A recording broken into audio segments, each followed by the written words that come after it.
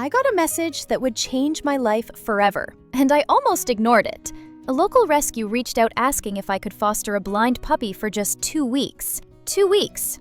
That's what they said. I stared at the photo they sent, and my heart just shattered into a million pieces. This tiny bully breed puppy, barely a few weeks old, with cropped ears that made him look tough, but eyes that couldn't see the world around him. I sat there crying, actual tears streaming down my face, because how could anyone not want this baby? Here's the thing though, I never saw myself as a bully breed person. The stigma, the reputation, the fear people have when they see those dogs. And this one had cropped ears, which unfortunately makes them look even more intimidating than they actually are. But something in my gut told me to say yes. So I did.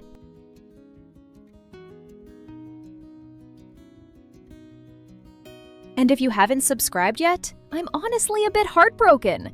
We share these beautiful stories of rescue animals finding their way home, and your support means everything to us and our furry friends. Just one click on that subscribe button, and you become part of this incredible journey. We need you in our rescue family. I drove to Walmart, grabbed a laundry basket because I didn't even have proper supplies yet, and went to pick up this impossibly small puppy. My hands were shaking the entire drive. What if I couldn't handle this? What if I messed up? But when they placed him in that basket and he curled up, so vulnerable and trusting, I knew there was no turning back. The first few days were absolutely terrifying. He couldn't see where he was going, bumping into walls, furniture, my legs. I became the ultimate helicopter parent, following him everywhere, making sure he didn't hurt himself. I couldn't sleep because I was so worried about him navigating the house at night. I bought one of those halo harnesses, you know, the ones with a hoop that goes around their head to help blind dogs sense obstacles. Watching him use it broke my heart and filled it at the same time. He'd bump into something, stop, look so discouraged and confused, then slowly feel his way forward again.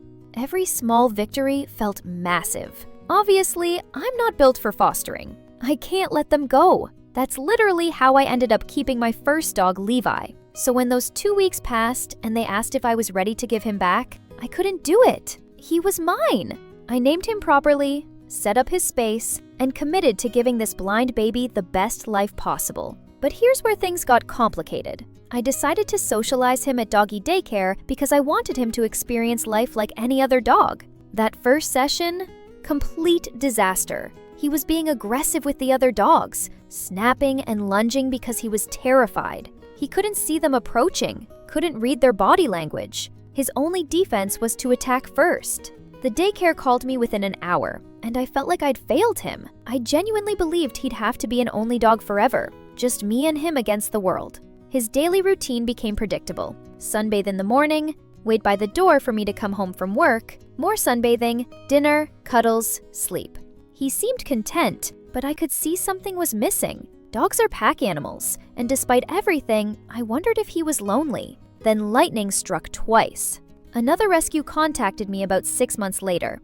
Hey, we know you have Levi, the blind bully. We have another blind bully puppy who desperately needs someone who understands special needs dogs. My immediate reaction? Absolutely not. No way. I'm not doing this again. But they sent me a photo of this tiny orange and white puppy, even smaller than Levi had been, with the same unseeing eyes and the same desperate need for someone to take a chance on him. His name was Jack, and once again, I found myself sobbing at a photo of a dog I'd never met.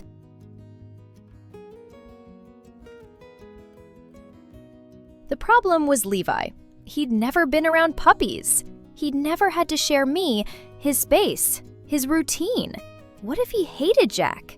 What if they fought? What if Jack got hurt because Levi couldn't see him coming? Every worst-case scenario played through my mind on repeat. But something told me to try. Maybe it was hope. Maybe it was insanity. Probably both. The introduction process was painstakingly slow. The first night Jack came home, I kept him in a separate room, and they could only smell each other through the crack under the door. I sat on the floor between those two doors for hours, listening to them sniff and whine, wondering if I'd made a huge mistake. After a few days, I held Jack in my arms while Levi investigated. Levi was confused but surprisingly gentle, his nose working overtime to understand this new tiny creature invading his world. It took weeks of careful, supervised interactions. on-leash meetings in the backyard, short play sessions that I'd end the second things got too rough. I watched every single movement, ready to separate them at the first sign of trouble. And then, something magical happened. They started playing, actually playing together. Two blind dogs, neither able to see the other, figuring out how to communicate and have fun. They developed this incredible system of bumping into each other, making sounds, using their sense of smell and hearing to play chase games that looked chaotic but were perfectly synchronized. Levi became the big brother I never knew he could be. He started teaching Jack things. He'd walk through the doggy door repeatedly, making extra noise with his collar, until Jack understood to follow the sound. When Jack couldn't find the water bowl, Levi would drink really loudly, slurping and splashing, creating enough sound for Jack to locate it. They developed their own language, their own system that had nothing to do with sight and everything to do with trust. Now, they're inseparable. Jack follows Levi everywhere, using the jingling of his collar tags as a GPS system. When one sleeps, the other curls up right beside him. When one plays with a toy, the other immediately joins in. They've created their own beautiful world where being blind doesn't matter because they have each other. People always ask me if it's hard having two special needs dogs. Yeah, sometimes it is. They need extra attention, extra patience, extra love. Vet visits are more frequent. I can't rearrange furniture on a whim. Training takes longer and requires different techniques.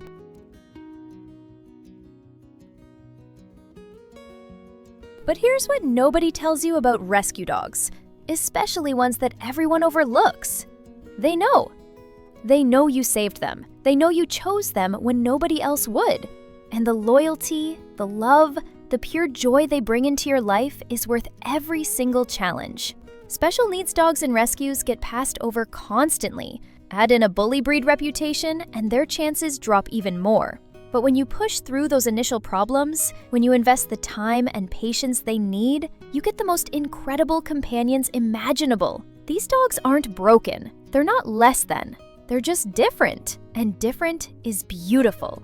I don't know what my life would look like without Levi and Jack. It would be quieter, cleaner, and way less covered in dog hair. But it would also be missing the daily reminders that love isn't about perfection. It's about showing up, being patient, and believing that every life has value, regardless of whether they can see the world or not. So here's my question for you.